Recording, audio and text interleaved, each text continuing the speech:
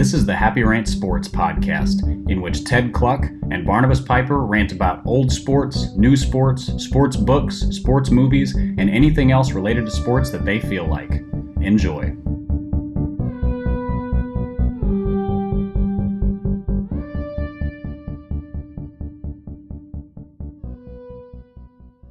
Hey, welcome to the Happy Rant Sports podcast. I am Ted Cluck, joined as always in studio by Barnabas Piper. And Pipe, we have the distinct pleasure today of doing an NFL preview show. This is maybe the happiest time of the year for me. So very excited about the start of the NFL season, as I'm sure you are as well. We have started football here at Lane College, so I'm out in the blistering heat with my guys every afternoon, and it's just great, man. It's just great to be back. Great to be around football again. And I can't wait to get into this thing. But before we do, you should do what we have done, which is brew up a cup of Lagares Roasters coffee. If you have not gone to lagaresroasters.com and grabbed a bag of Happy Rant Signature Blend, you need to do so immediately. Your sports will go better with Happy Rant. So go to lagaresroasters.com, grab a cup of coffee. And Pipe, let's get right into this thing, man. I feel like I took a little heat on Sunday at church from listeners, fans of the program. You also took some. You also took some on Twitter, which is yet another good reason for you not to be on Twitter. You will have to fill me in on that, but I'm sure it's along the lines of the heat I took at church, which was because I ride with Johnny Manziel, because the show rides with Johnny Football. Johnny Football had maybe the worst debut performance of any pro quarterback in recent history. Nate Peterman begs to differ, but Nate Peterman begs to differ. That's right, dude. As soon as that sentence left my mouth, I knew there was a Nate Peterman situation we had to discuss. Peterman's was worse, right? Well, Peterman threw more picks, but I think he did it over the course of the whole game, as opposed to like 4 out of his first 8 passes being intercepted. Yeah, so Johnny Football, I think, had put up 4 picks by the end of the first half. So that was a bad night for him, needless to say. 4 picks, not much magic. You know, there were a few plays here and there that kind of, to be fair, his second pick wasn't really on him. The other 3 were absolutely on him. Just horrific. Dude, just horrific. And I tell you, though, as a student of football, you know, he just looked to me like your classic guy who was trying to do too much. You know what I mean? He was trying to force every ball. He was, throwing off his back foot a whole bunch, which, if you're Johnny Manziel and you've gotten away with that in the past, that's one thing. But I mean, this was a guy who had a week and a half of practice under his belt with a new team, with a bad team. Montreal doesn't have a lot in the hopper there offensively, besides Tyrell Sutton at tailback, and rough game. I watched every snap though, man. I watched every minute of my beloved Montreal Alouettes. So hopefully they can put things back together and come back with a stronger performance next week. And I still contend that Johnny Football will be an effective player. It's just going to take some time, and that was a rough outing, man. So what were the comments like on Twitter, man? What did I miss? Oh, just a lot of sort of, hey, did you guys see this? And then a link to Johnny, Johnny throws 4 interceptions with video. And so it wasn't so much, heat in terms of being critical and nasty, because our listeners are not critical and nasty people. They aren't. But, they're good. But they definitely want us to know when we are going ride or die with somebody who sucks. Yeah, they're good, quinoa-eating, kind, sensitive people. And, man, I think we have a lot of Canadian listeners, Pipe. And we get more CFL comments every week. Every time we post one of these, there's the trickle increases of CFL comments and people who've said they've watched CFL for the first time because of this. So, dude, that makes me so happy that we're ambassadors for the CFL, Pipe. Well, I think there's a lot of people who love football and are just kind of burned out on the NFL, which makes sense to me in the sense that the NFL can't get out of its own way, as we've discussed in previous episodes. They thrive on being the worst PR people ever.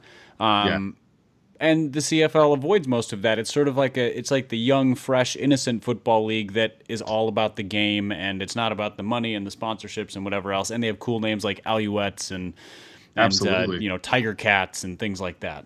Dude, they're just doing things right, man. They're doing things right up there north of the border. We had a Canadian listener who tweeted at us the meaning of alouette, which is apparently it's a swallow. So it's sort of I don't know if it's like a regional, really? It's like a regional bird. But that's so interesting, man. I would have guessed that it was some sort of like military aviation term, but yeah, it's a swallow, which kind of explains a lot about their play on the field the last couple of years. I mean, as somebody who grew up in Minnesota and rooted for a team called the Golden Gophers, that's true. I can tell you that there is a pseudo correlation between having a terrible mascot and being a terrible football team. I agree. That begs the question, like, I wonder what the weakest mascot ever is. You know what I mean? I mean, there's UC Santa Barbara. I think they're the banana slugs or whatever. Yeah. But I wonder if there's a worse one than that. I mean, then there's some that are just like not a thing at all. They're just like a color. Yeah, the Red Blacks, the Ottawa Red Blacks, which I think is a thing. Like, so before we get 1,000 corrections on that, but to the untrained eye. Well, the Stanford Cardinal, like that's not the Cardinals. Yeah. That's the Cardinal, as in, and it's not talking about the Catholic Church either. It is very clear. It's the color cardinal, which is funny because the red that they use is much more of a burgundy. Well, then of course you got the Cleveland Browns named after Paul Brown, their original owner, which is kind of the ultimate ego move.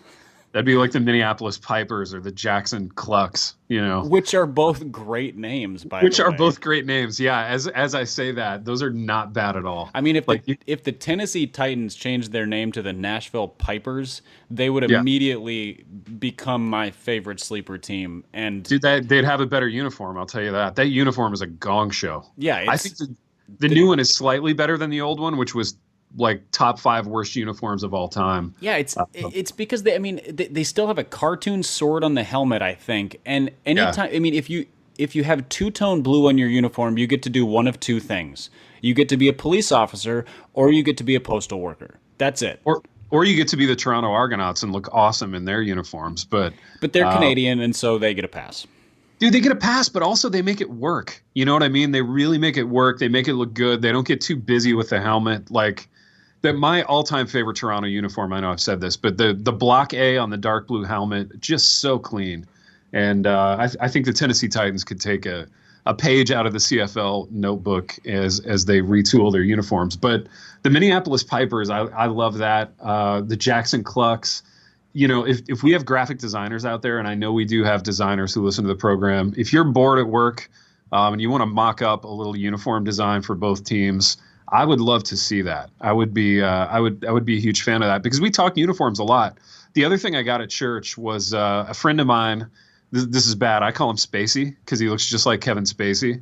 That was a great nickname until about 6 months ago. That's the thing. Until 6 months ago, it was a great nickname. But I asked him 6 months ago, "Can I keep calling you this?" And he said yes. So Spacey comes up to me at church, and he goes, "I don't know that I've ever disagreed more with a person on a show than I disagreed with you and Piper about uniforms." And I'm like, whoa, you're throwing a lot of heat there for the church lobbies. Wow, I mean, that's either a classic sort of millennial everything is the worst take, or he's thought through this a lot. Dude, I think it's both, but I think it's mostly the latter. He's a really thoughtful guy. He had some input and some notes for me. I still disagree with him. He kind of rides with the new Seattle Seahawks uniform design, which is really all you have to say about where his aesthetics are at. But I think it's a generation gap. I think it's an issue of him being very young and me being increasingly older.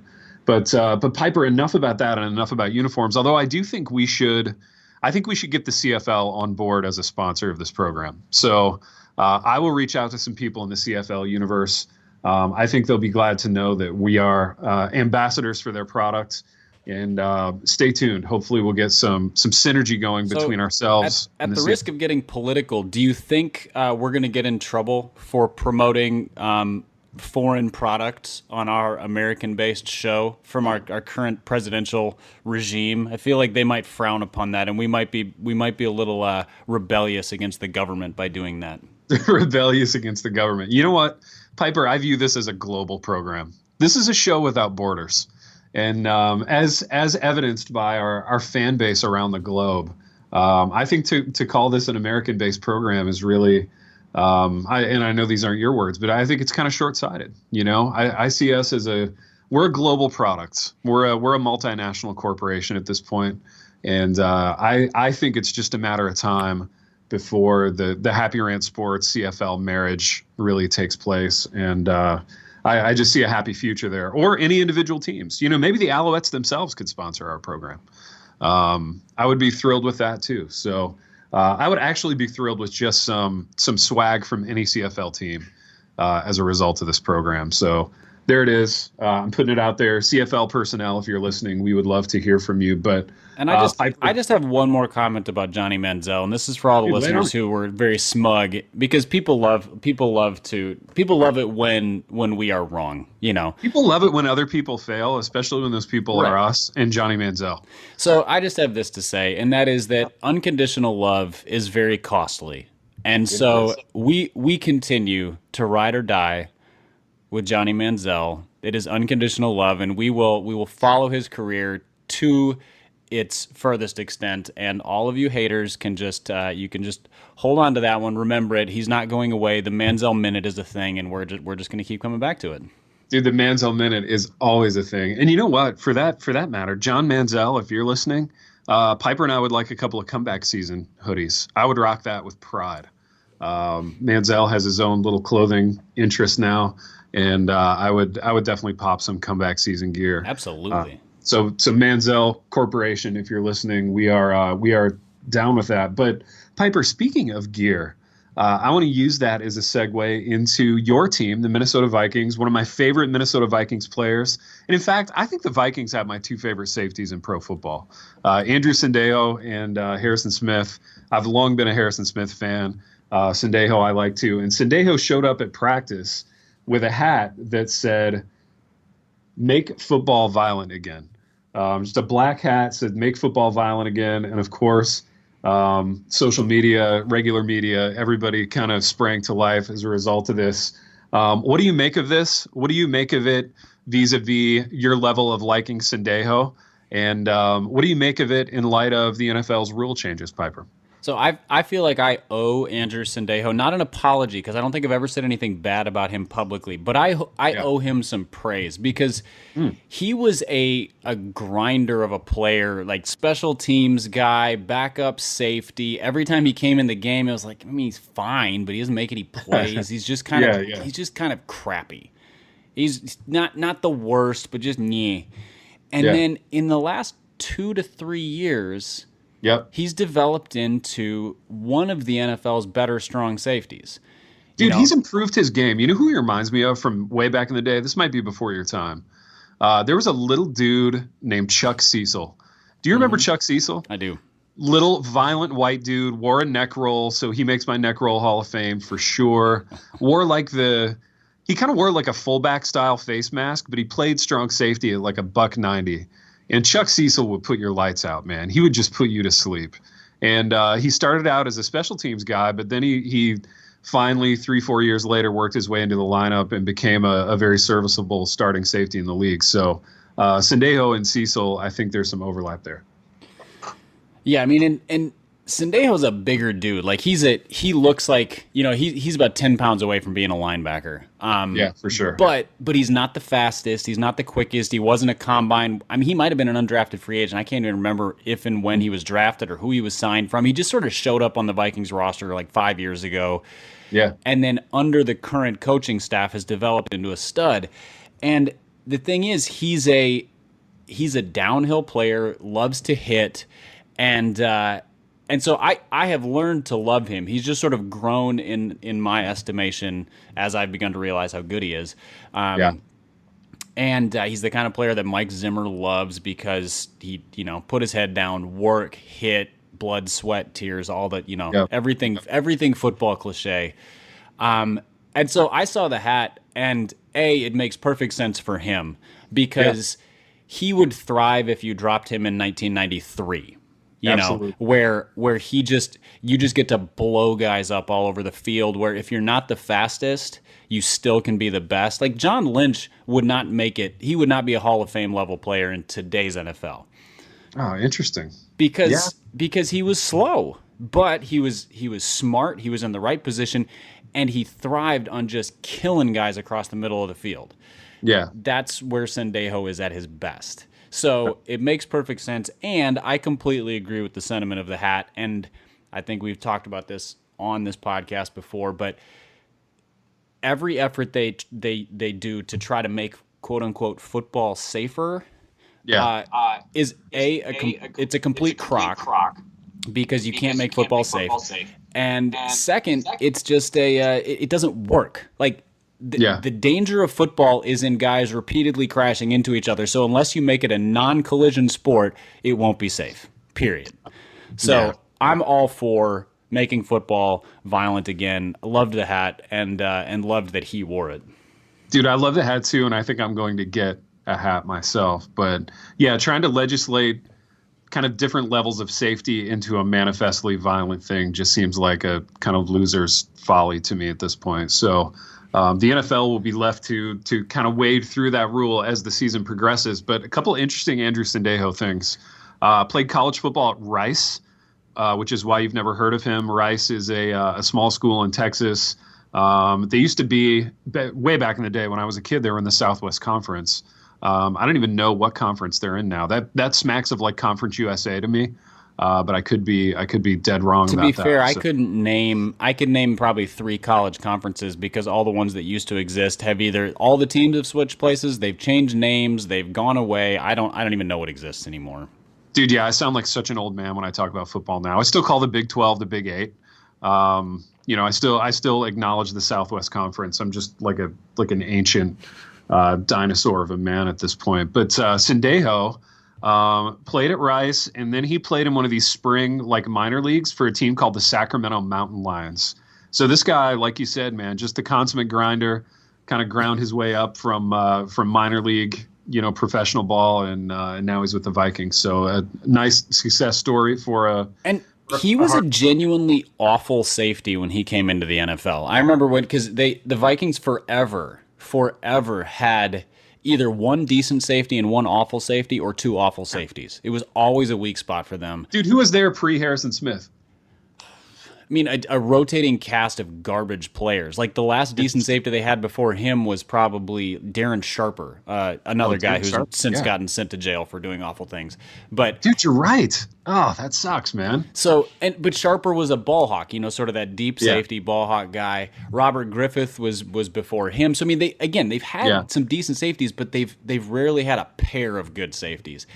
And Sendejo was the guy who they brought in, and you were like, oh no. Because some team is just going to target him all game. And they did. Yeah. And he got torched, and that doesn't happen anymore. So whether it's a combination of scheme and coaching and then his hard work, he's turned himself into a really good player. So props to him, and I hope he makes football violent again this year, even if it costs him a suspension or so.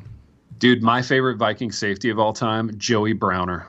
You remember Joey Browner? Yep. He was a little bit before I was a fan, but as a fan, I've gone back and looked him up.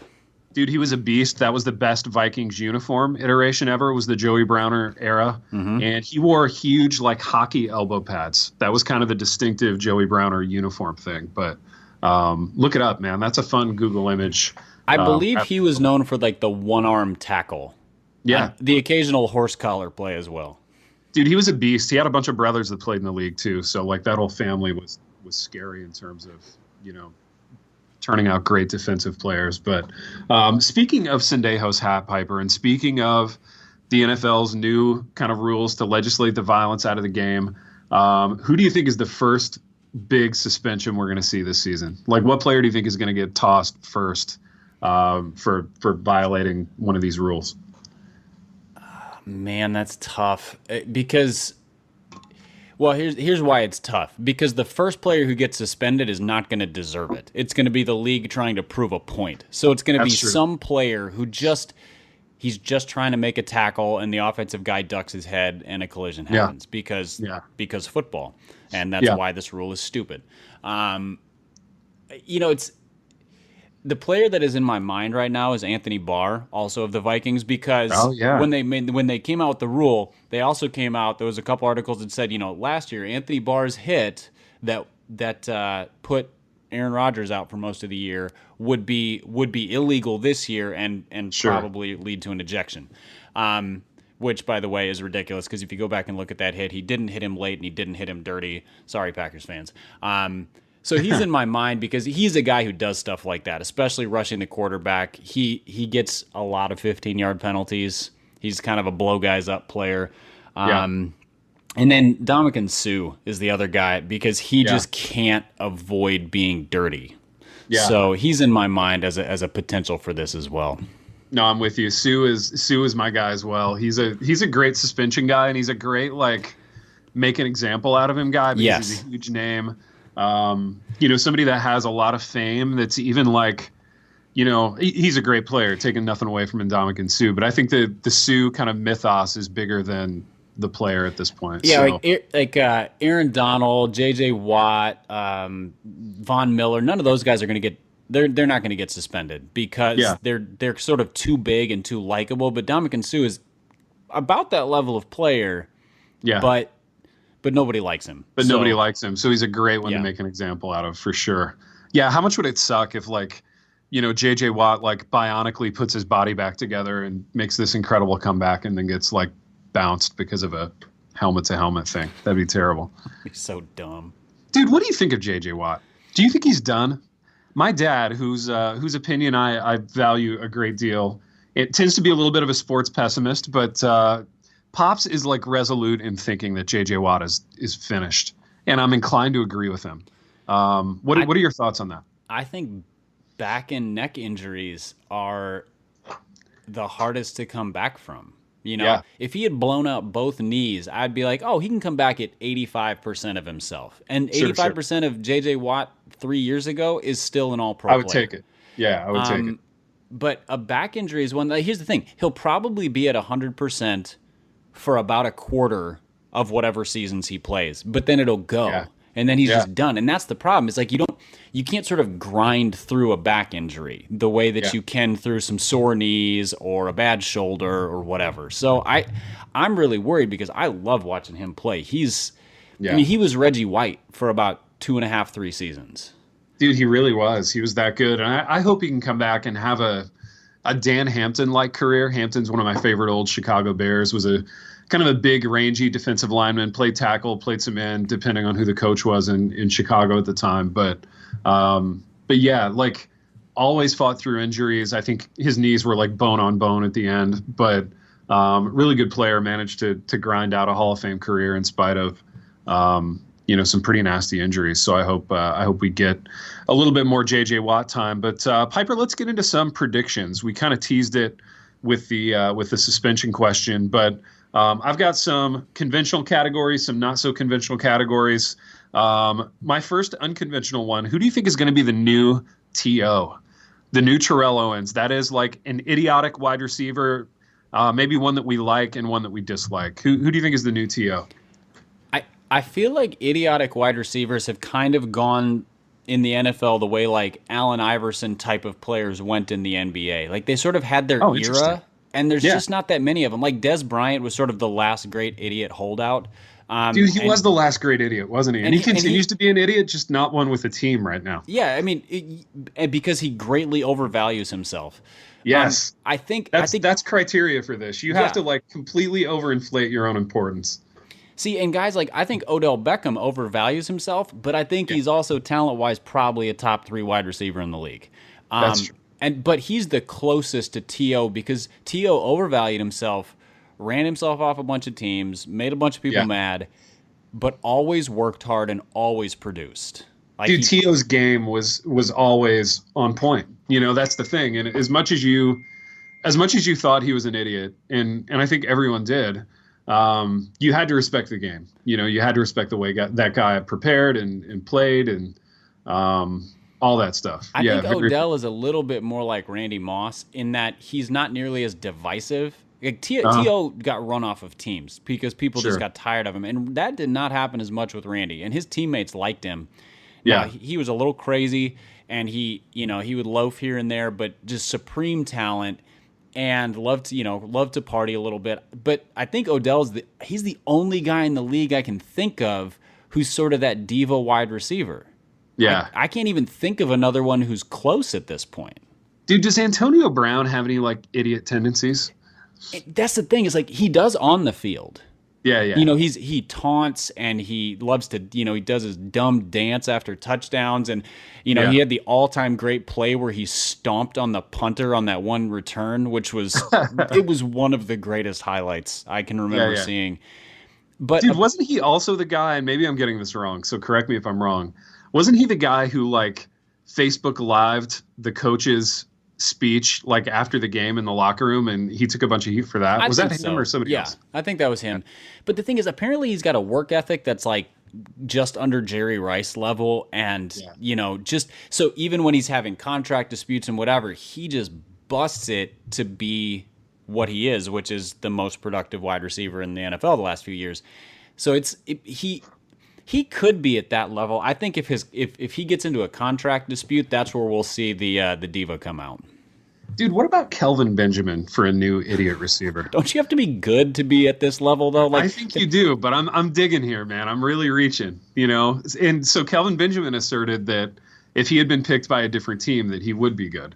Although he's now on his if he had been picked by a different team, would he have stayed away from the buffet a little bit? Yeah, that could be. I mean, you know, would they have provided a dietitian so that he didn't turn into a right guard? Dude, I feel like Carolina just like, you know, they do a brisk business in oversized wide receivers. They had the kid from Michigan, Devin Funchess, who was a tight end at Michigan, and then, you know, to his credit, he didn't hit the buffet line, but he's still just kind of a big receiver that can't really separate. So they've got a bunch of like jump ball guys there in Carolina. Yeah, and the only. And I think the theory there is that Cam Newton's not the most precise passer, but he has a huge arm, so you give him a big catch radius. I mean, you know what else helps a guy who's not real precise? Wide receivers who can get real open. That's true. Think like Steve Smith, the last great wide receiver they had. Steve Smith, there you go, another wide receiver diva who Dude, Steve Smith was phenomenal. such an idiot, but he was an idiot that I loved. Yes. He was a great idiot. Yeah, yeah. Dude, the NFL is lacking in this right now. And you know what, Pipe? I'm going to put another CFL name out there. This guy's going to be in the NFL. He was an idiot in college. To his credit, he's being a non-idiot in the CFL, absolutely lighting that league up right now. Duke Williams. Remember Duke Williams from Auburn? Yes. Yeah. It took me a second. Big dude, big receiver, very T.O.-like in terms of his physical stature. Right. But, man, he is roasting the CFL right now. He's burning that league to the ground, leading the league in receptions and yards, I think. So, also speaking of the CFL and T.O., apparently he is going to go for a tryout. Dude, that's what I heard. What's the latest on that, man? Is that going to be a thing? That's the last I heard, is just that he's going. Now, by the time we release this, that may have already happened. Or it could just be T.O. running his mouth again, and people are like, ooh, that's exciting. Dude, he would be the first player in history to get inducted into the Pro Football Hall of Fame and have a CFL tryout in the same month. That would be amazing. Yeah. Dude, and I would ride with T.O. then. If he goes to the CFL, like, we're huge T.O. fans. We're getting T.O. jerseys at that point. I hate T.O. Not as, do you really? That's probably a little strong. Like he's not fun. Like fun divas I like. Like Steve Smith was fun. Randy Moss was fun. Odell is fun. T.O. is a troll. Yeah. Nobody, I mean, he's just unlikable. The fact that you skip your Hall of Fame induction because you felt like they're petty. Yeah. I mean, they just inducted you into the Hall of Fame, which is the place where the best players are recognized. That's like the nicest thing they can do. You know, that's the least petty thing they can do. So like that, and I mean, and especially it's the same class as Randy Moss. And if you look at, like, those guys were production. I think Randy Moss was a better player at his peak, but total production, they were almost exactly the same player. Sure. And Moss shows up and gives a great speech. He's turned into a great, like, commentator. He's insightful and funny. He's done a ton for his community in Rand, West Virginia. Dude, I'll say this about Randy Moss. I think he really, really, I don't know if this was intentional or subconscious or what, but I think he really rehabbed his image after his career, whereas T.O. did not. Because Randy Moss, I think there were a lot of people in the league and fan-wise who would have thought Randy Moss is a troll. When he played, you know, he was phenomenal as a player, obviously, but like there were a lot of people who couldn't stand him. But He was enigmatic because you watch him, and so he played for the Vikings, and they got rid of him after a while. After like 7 or 8 of the best seasons, he was the most dominant athlete I have ever seen in person. Unbelievable. And I was at his breakout game, his rookie year against the Packers at Lambeau Field. Dude, were you? Yes, that 1998 season just torched him, and that was when the Packers are coming off a Super Bowl year. Brett Favre was at his peak. That they were the favorites, and the Vikings just put it on him. Interesting. And then he goes to Oakland, where he wouldn't play for guys he thought were stupid, and he thought that entire organization was stupid, and he still made a bunch of plays. Yeah. But then he goes from there to New England, and everybody thought he was done at that point. Well, New England's the most demanding place in the league to play, and you better walk the line. And he goes on to break the NFL touchdown record, and just the Patriots break all the offensive records. They go undefeated in the regular season, and that shows a little bit about him. Like, if he had stayed with a halfway decent coach for his whole career, he would have broken every record. He just, and that's on him for not being a self-starter and all those things. But it just, like, T.O., he produced wherever he went, and people got tired of him after a year and a half everywhere he went. Yeah, that's true, man. There was some maturation there in the Randy Moss arc, I think. Maybe the TO arc, or the TO arc kind of lacked that a little bit. Okay, speaking of people with T in their nicknames, let's talk about the new T-Rich, the new Trent Richardson. So that is the new disappointing running back. There are a lot of running backs with a lot of hype coming into this season, Piper. One of them is a Minnesota Viking. Who do you think is going to be the disappointing running back this season? I'm going to go with the guy who was actually a rookie last year, and that's Leonard Fournette. Interesting. Talk about that. Well, I think Leonard Fournette and Trent Richardson have a lot in common as the kind of running backs they are. I think Fournette was a little bit more physically imposing, but that's essentially what got Richardson by. He was just sort of bigger, stronger, played at Alabama behind a good offensive line. Fournette played at LSU. I think if you look at Fournette's statistics last year, he had a few really good games. Yep. And then he averaged like 3.3 yards a carry in his other games, which is right around Trent Richardson level. I think Jacksonville's offense got worse because they had a bad passing game last year, and then they got rid of their best receivers, as one does when you have a bad passing game. Dude, yeah. Wow. And so you're right. I think he is set up. I mean, if you're going to play Jacksonville, you really ought to you guard whoever's on the outside one-on-one. You maybe keep one safety back, and everybody else is just like, well, we're just going to stop Leonard Fournette because they literally have nothing else. This is like the Browns in 1964 kind of football. They've gone backwards. So I don't know how good he is, but I think production-wise, he's going to be a huge disappointment. Interesting. Yeah, they really did lose their receiving core there in Jacksonville. It was never an offense. But they re-signed their terrible quarterback, so they got that going for them. That's true. Yeah, it was never a team that you really equated with like explosion from that position group, but they had some nice players. I mean, Allen Robinson was a very nice player, and now he's a Chicago Bear. So my new T-Rich is Ezekiel Elliott. Still a good offensive line in Dallas, but I think that offense is in a shambles. They don't have any receivers that can separate. I think Dak Prescott is struggling.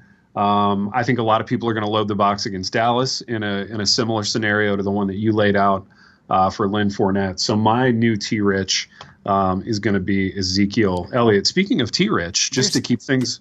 There's a little... I mean, the one thing that Zeke has going for him... Well, he's got two things going for him. One, Dallas still has a good offensive line. I think Jacksonville's is above average, but not great. Yeah. And Zeke can catch passes. Yeah, Fournette can't. He's a bad receiver. Yeah, he's pretty one-dimensional. Definitely. So it's a good dimension. He's Jerome Bettis is what he is, except this isn't the era when Jerome Bettis thrived. Dude, I like Jerome Bettis. I think he's Eddie George. I think he's like early career Eddie George, which still, not a huge receiving threat. But I like Fournette.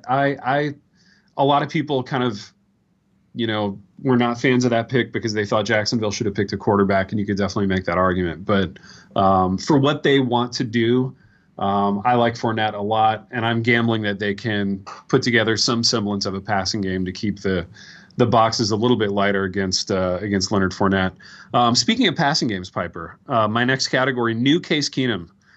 So who's the new backup quarterback who's going to matter in 2018? So as you look at the quarterback landscape in the league, who is your new Case Keenum, your new backup quarterback who will matter?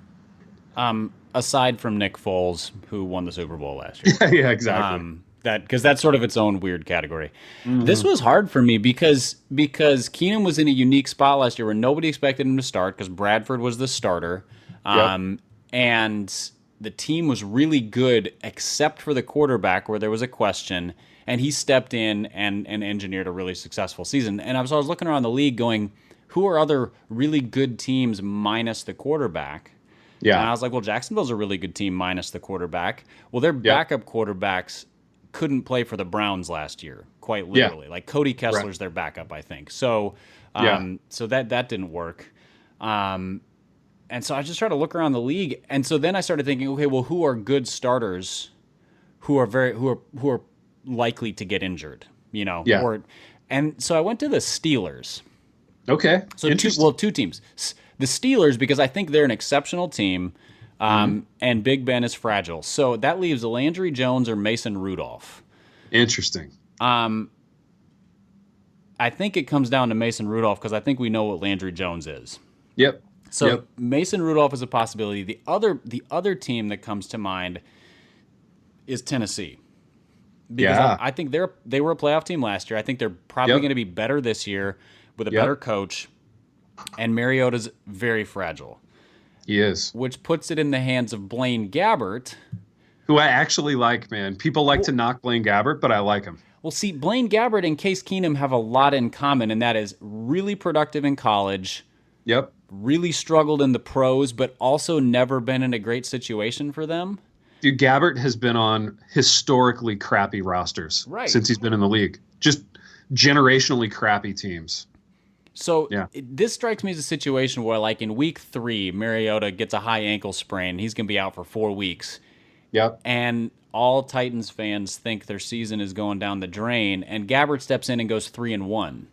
Yeah. You know, and he doesn't blow the doors off offensively, but they run a tight scheme. They have good talent at running back and tight end. They've got okay wide receivers. They got a good offensive line. Like all the pieces are there for a guy who just don't screw it up. Yeah. And I think so he would be my pick because I don't have enough faith in Mason Rudolph, especially because he sounds like a tennis player and he's a rookie. And Gabbert has a lot of those Case Keenum parallels. Dude, so I have 2 in this category. And like you, Piper, I looked at teams that were not even necessarily decent, but at least viable, teams that weren't awful, teams with interesting rosters. And the 2 that I came up with, Jacoby Brissett, so Indianapolis Colts backup. See, I wrote him down, but he started all year last year for him. Dude, right, and he played well. And this is supposed to be the big kind of Andrew Luck return year. And I don't know, man. I don't know how it's going to go. I don't know if he stays healthy for 16 games. I hope he does. I really want to see a league with a healthy Andrew Luck in it. I think is a good thing. But I like Brissett. I think Brissett has played well. He quietly did a more than adequate job there in Indianapolis last season. So he's one. The other one, dude, and this is the one I'm really, really pulling for, Robert Griffin III, man. Robert Griffin III, Baltimore Ravens. You've got Joe Flacco, RG3, Lamar Jackson in that quarterback room. You and I love Lamar. That's well documented on the program. I think you and I would also maybe agree that Lamar's not exactly ready yet. He's not. I don't know that he's ready to assume the role that he's ultimately going to have, which is going to be the full-time starting quarterback of the Baltimore Ravens. Really interesting parallel to the Keenum situation there too, because the Vikings had Teddy Bridgewater last year, so that was a third quarterback on the roster who everybody loved and everybody wanted to see play. Now there was injury issues there, so that's a little different. Whereas Lamar Jackson has rookie issues, but there's that waiting in the wings.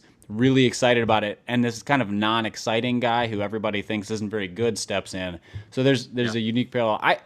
I would be thrilled if Robert Griffin III came in, and I would too. Well, first of all, he's already better than Joe Flacco because 80% of the core, like all the starters in the league and about 80% of the backups are better than Joe Flacco. So, dude, I think if RG3 stays healthy, he wins that job. I think he plays well, man. I think the kid is a good quarterback. He's just had a raw deal ever since his rookie year, the injury. Ever since that injury, it's been just a series of horrific, bad luck for RG3. But I think this could be the season that he comes back. I think he's going to win that job, and I think he's going to do an adequate to good job as Baltimore's starting QB, and I'll be excited to see it. That's going to be fun. Piper, I want to lay a theory on you, and then I want to ask you another question. I think defensive tackle is the new edge rusher, just because of the way a lot of these offenses run and how quickly the ball gets out. I don't know that edge rusher is the premium thing that it used to be. That being said, who's your favorite defensive tackle? I think defensive tackle and getting pressure through the middle is the new kind of getting pressure off the edge. And I want to hear you talk about defensive tackles a little bit. Who do you like in that space? Well, I mean, Aaron Donald is the most fun to watch, just period, at tackle, because he's a pure tackle. He's not a kind of a J.J. Watt hybrid who can slide inside, or like Whitney Merciless or whoever. He just lines up over guard and is the fastest into the backfield I've seen since like John Randall. Yeah. And he's kind of John Randall-esque in that he's small for a tackle and just eats the other team alive. Dude, he is small. I honestly think, with the exception of corner and free safety, you could put Aaron Donald anywhere on the defense and he would do a good job. I mean, he could play inside backer. He could play outside backer standing up. I think he could play strong safety in the box. Like, the guy could do anything. He's that good. Yeah, so, I mean, he in terms of defensive tackle, he stands alone. I don't know if there's anybody else who's quite like him. But a guy who, he was sort of the original Aaron Donald and has since been forgotten because his team is never better than mediocre, is Geno Atkins. Dude, that's right. Geno is filthy. Because he's another sort of undersized guy. I mean, undersized for the position. Sure. Quick into the backfield, but he's ungodly strong. Yeah. And just, he abuses the guys on the other side of the ball. And so I wish he was on a team with a vaunted defense, because he would be recognized as the hinge on which that defense turns. Yeah. So he's right up there. I'm really excited that the Vikings got Sheldon Richardson as well. Dude, what a great pickup, man. What a rich get richer kind of pickup that was. So I mean, it's a 1-year deal, which means he better play well, because if he wants a long-term deal, he better be blowing up the other backfield every single play. Absolutely. Yeah, that's a fun acquisition for you guys, for sure. There's a kid, man, in Jacksonville. I've got a little bit of a Jags fetish, if you can't tell, but the kid that they drafted in the first round, Taven Bryan, out of Florida, really interesting, strong defensive tackle, kind of a throwback type. Lived in the opposing backfield last year as a college player, just on strength alone. I think he's going to kind of make that rich defense richer, and I look forward to seeing what kind of work he's able to do down there and how much kind of rotation time he gets. On to the next category, Piper. The next category is I get to like the Redskins now. For obvious reasons, if you're a longtime listener to the program, you know why that is. So, bit of a feud that has since been resolved.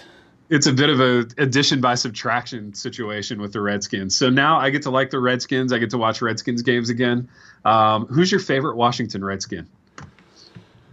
The Redskins are one of those non-entity teams for me. Like, I haven't cared about them ever.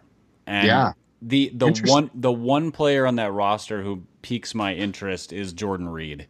Because I like weird tight ends. I like weird football players. So guys who are at a position who don't quite look like they fit the part, but they excel at it. And Reed is shorter. He's shorter for a tight end, so he's not like, he doesn't look like Gronk.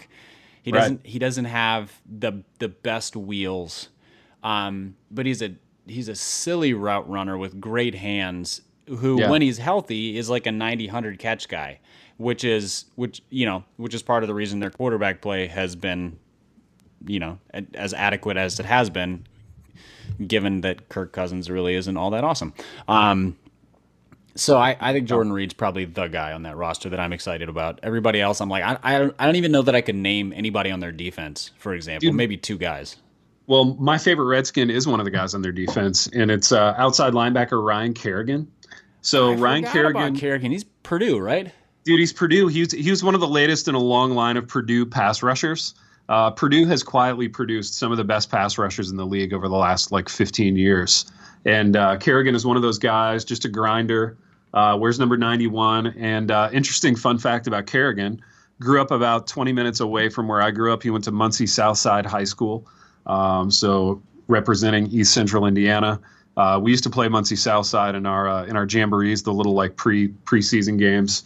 So I've always kind of followed Kerrigan with interest. So I get to enjoy him anew this season. Offensively, I really like Darius Geis. Darius Geis fell in the draft. He was the running back that came after Leonard Fournette at LSU. Super explosive guy, probably a little bit more pop even than Fournette. I think he's going to be filthy for the Redskins this year. I think they're going to have a really nice offense, man, with Alex Smith there at the trigger. I look forward to seeing what they're able to get. Did you know that Vernon Davis is on their team? Really? The Vernon Davis? The guy who's been tight end for what seems like 18 or 44 years? Dude, Vernon Davis was the first, and correct me if I'm wrong here, Pipe. He was the first tight end, and this was 15 years ago when he was coming out and going to the combine. He was the first hyper athletic tight end. Yeah, he ran a sub 4.4. I remember. Yeah, and just broke the internet in its early stages. So sorry, dude, internet. He broke the early internet, and he wore that was back when the combine went to spandex onesies for the first time, and everybody's just like, holy crap, who is this guy? He's a tight end. He weighs 250. He's running 4.4, and then he proceeded to take all of that talent and use it to get 25 catches a season, it seems like. There's some truth in that. I think he's one of those things how in the late 90s, if you were a 6'3" shooting guard in the NBA, you just sort of got lost because there was such rigid ways to use positions. And so if you weren't a point guard and you weren't a shooting guard, you didn't have a position. Yeah, exactly. I kind of feel like that's what happened with him. If Vernon Davis as a rookie ended up on this year's Saints team, he'd be 70 catches for 1,100 yards and 12 touchdowns. Dude, you're so right. If if Vernon Davis came out now, he would light the league up. And he did have a couple really good years where he put up 12 or 13 touchdowns, but then he would go to the year after and have 30 catches for 400 yards and 2 touchdowns or something. Exactly. Yeah, you're right, man. I think he was an era too soon, and it's a shame that we didn't get a mesh of Vernon Davis with kind of modern flex tight end type offenses. That would have been fun. Okay, Pipe, a couple of more standard kind of team related categories here. I know we're pushing up against an hour that we've been on the air here, so I got to land the plane. Hyped team that will disappoint.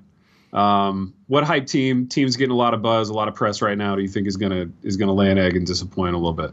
I have two. Okay. The first is a team that I've already sort of spat upon in this, and that is I think Jacksonville will disappoint. Because I think the history of teams that rely solely on defense and a bad offense, they just don't weather well. Yeah. Because it requires maximum effort from the defense and maximum health. Yep. And they're loaded on defense. I mean, in terms of talent, they probably have the most talented defensive roster in the NFL. But they lose a corner, they lose a linebacker, a defensive lineman goes down. They just, if there's a crack in that defense, their offense is going to be horrific. Yeah. Because their quarterback is bad. I think Fournette might be a talented player, but he's one-dimensional, like we talked about. Their receivers are bad. They don't have any tight ends. They're just, if they score 28 points in a game, it should be considered a miracle. So unless their defense scores half of them. So I think last year's dominant season will not be repeated. I mean, I could see them being 10-6 because I think their defense is that good. Yeah, but I think they'll disappoint. And then the other one is San Francisco. Interesting. So you think you're not buying the Niners hype? Because I kind of am. I'm buying the Niners plan. I think they're a year ahead of schedule. Yeah. You can't win without talent. And that's true. And they started with such a bare cupboard. They had such a bad roster. I mean, and generationally bad. They still have a bad roster. Yeah. They still have bad playmakers, or just not enough of them. They have a few decent playmakers. They've started to put some good guys in place, and I don't think they're good enough to live up to the hype. I think their coach is a genius offensively, Kyle Shanahan. I think Garoppolo will be a good quarterback. Time will tell how good. But I just don't think they have the talent, and I don't think their defense is very good. I think they're going to get toasted by other teams. So I think they're probably a 6-win team. Okay. And a lot of people are talking about them for, potential playoffs.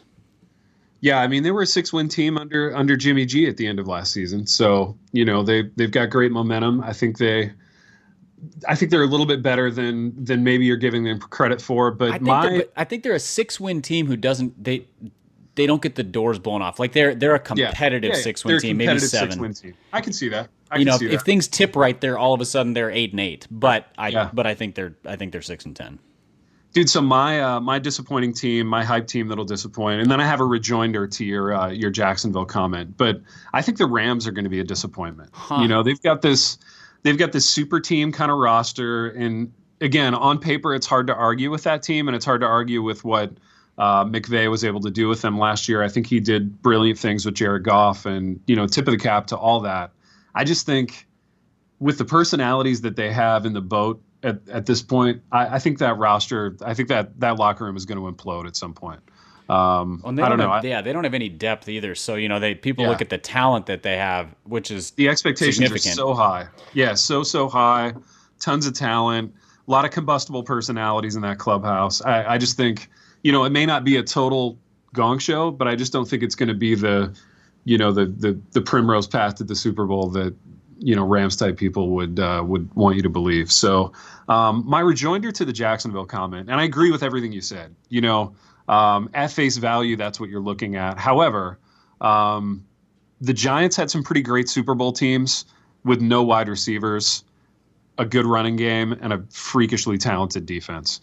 I think in the mid 80s, nobody was getting excited about, Phil Simms and Mark Ingram Sr. And that's a different era of football, though. Like that was the era when everybody was ground and pound, and only the Dolphins aired it out. Dude, yes and no, but I think, I think what Doug Marrone is, the question that he's begging in Jacksonville is why can't that work again? And it's an interesting question. If you control the ball, shorten the game, get turnovers on defense, score on defense, and your offense just doesn't lose the game, I wonder if it can work, I think that's right, but I think their offense will lose games. Their offense may very well lose games, and you're not wrong in saying that. I don't know that I trust Blake Bortles to not lose games. Piper, who's a sleeper team that you like? I'm intrigued by the Colts. Okay, talk about why. If Andrew Luck plays 15+ games. Okay. Because Andrew Luck, when he's healthy, is a top 5 quarterback. Yeah, absolutely. Or he can be. Yep. The reason when he's healthy and he's not trying to do everything. Right. That's what intrigues me as well, is that they brought over a coach who is not going to be running a piss-poor offensive system. So they hired Reich. Yeah, Frank Reich. From who was one of the offensive coordinators for the Eagles last year. And if anybody watched last year, they were an excellent offense. Yep. Creative, modern, puts the quarterback in a position where he doesn't get drilled because he's in 7-step drops every time, and runs the ball outside of between the guards. So I think Frank Gore might also thrive at age 48. Exactly. The Colts intrigue me, and their division is better than it used to be, but still not super strong. There's a lot of questions in that division. So they're a deep sleeper. They're my deep sleeper. And honestly, I think they could be competitive with Brissett at quarterback, but I think Luck is what puts him over the top. That said, I think their defense is really bad, so I don't know. But the Colts have a long history of good quarterbacks making up for bad defenses. So, dude, you talk about bad roster stuff defensively. I mean, they're a semi-pro team defensively at this point, so they got to make a lot of changes. The other sleeper team is one that I have thoroughly talked myself into for my own benefit. Ooh, interesting. And that is the Tennessee Titans. Okay, nice. Talk about that. Well, because they went they had the talent to go 9-7 last year, I believe, make the playoffs, win a playoff game against a Kansas City team that, they had let's just say it was an Andy Reid coaching job in the playoffs, but they won a playoff game. That's not nothing. It's something to build on. Then the management had the balls to fire the coach who took them there, which was exactly the right move because he was not a good coach. Yeah. So they have this pretty talented roster. They've added some good pieces. They lost almost nothing. And, well, except for their key free safety who just blew his knee out. But and they brought in an offensive coach who's creative, which is exactly what Marcus Mariota needs to be an adequate and to above average NFL quarterback. So I think they could be a division winning team this year. I'm excited to see what Mariota can do with a coach who moves him around and doesn't ask him to do like old Kerry Collins type of offense stuff. Yes. I'm excited to see what their running backs can do with, some read option stuff, some, stretch plays, like something that's not just that doesn't look like the 1992 Redskins. Deion Lewis might be the acquisition of the year. I'm calling my shot right now. I think he's great. He's the new little shifty running back that the Titans added to pair with. He's the shifty running back, but if you look at his numbers, he's a tackle breaker. He's a tackle breaker. He's good inside. Yeah. He can do it all, man. He can really do it all. Between him and Derrick Henry, defenses are just going to get sick of trying to tackle those guys. And that offensive line is big and mean, and their wide receivers are not great. But I think they can be schemed open pretty effectively, which is another thing they didn't do last year. Yeah, and we don't know really what they can do. Because of last year's offense and because of injuries to Corey Davis, we really don't know what we have in that receiving core. So, we're gonna need some time to really see what's there in a real NFL offense. I agree, Pipe. That could be a great sleeper. Mine is the Detroit Lions. So I think the Lions have a couple more years of peak Stafford. So we've got good Stafford for a few more years. Kind of tried to purchase a running game in the offseason and in the draft. There's a new coach in town, a real coach in Detroit. So I think this is going to be time for the big push for the Lions. And if they're ever going to get over the top, this could be the year. So that's my sleeper, the Detroit Lions. That's intriguing, especially given the division that they're in. Because I actually think so. A kind of companion statement to that. I think Green Bay is going to be a disappointment this year. Nothing makes me happier than you saying that because I absolutely want to agree with you. Yeah, I just look at their roster and I don't know if there's enough there to put around Rodgers, and I think they're in that sort of Rodgers as a magician kind of twilight that the Colts were in, honestly, with Andrew Luck a while ago, where the roster just got a little thin around him, and he started having to do too much. The injuries came. I don't know. I don't think we're looking at, like, you look at the last 15 years of Green Bay, and I don't think this is a roster that you get super excited about compared to a lot of those years. Oh, their roster is mediocre. I mean, if you swapped Aaron Rodgers and who's a decent NFL quarterback but not exceptional? Kirk Cousins. Yeah, Kirk Cousins, like just pretty much middle of the pack. That's probably a 7-win team at best. Yeah, they're 7-9 because they don't have good receivers, they don't have great running back. Their offensive line is fine. Their defense is who knows what because they've had the worst scheme for the last few years. They've been bad. So I think Aaron Rodgers has saved his coach's job for about 4 consecutive years. Yeah, no, I agree, man. I agree. All right, Pipe, real quick, we've got book, we've got sign off, but I want to go Super Bowl matchup before we get out. So, who do you see in the Super Bowl? Super Bowl matchup. Man, it's hard, isn't it? It's real hard. Yeah. I'm in. Oh man, I almost wanted to pick the Houston Texans. But there's just so much that has to go right there. I'm So much. I'm not sure I can do it. Too much, I think. Yeah, but that's another sleeper team for you though. Yeah. Assuming that Watson is healthy. Yep. Dude, are we comfortable picking against Philly? Philly hasn't done anything wrong. That's the thing is in fact, and they did the right things, which is they didn't just run it back. They went out and added talent and also got the MVP level quarterback back from a knee injury at some point this year. I'm not comfortable picking against Philly. Like if you put my favorite team, the Vikings, who are probably the second favorite in the NFC according to pundits, I would pick the Eagles over the Vikings.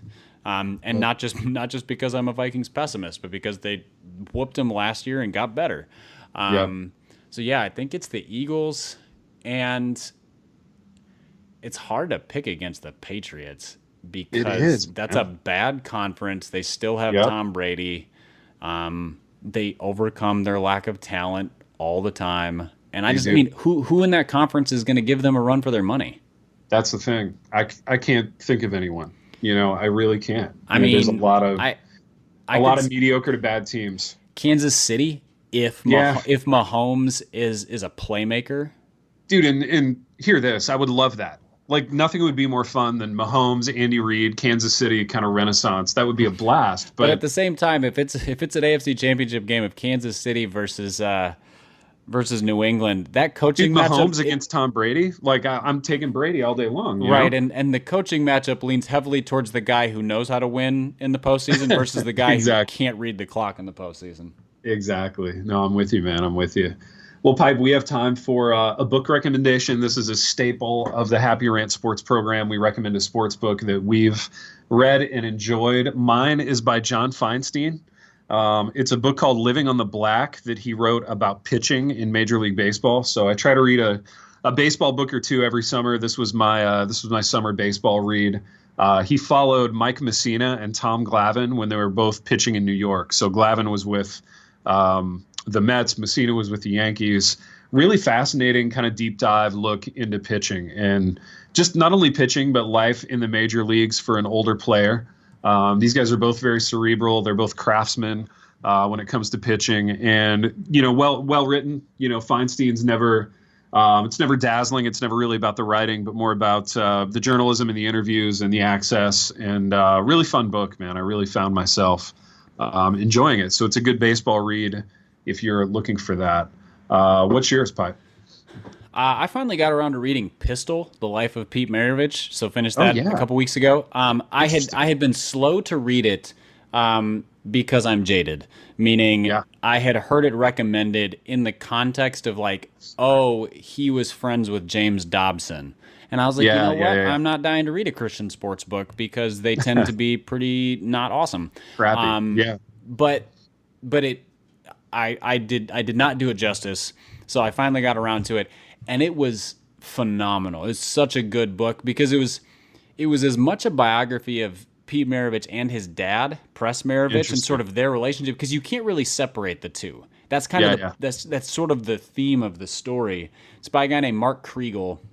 Dude, Kriegel is great. He did kind of the quintessential Namath biography a few years ago. Really good. Yeah, and biographies run the risk of bogging down. They get into they slog through details, or sports biographies where they'll spend a chapter and a half on like one game, and this didn't. At the moment it sort of risked that, he moved it along to the next significant thing.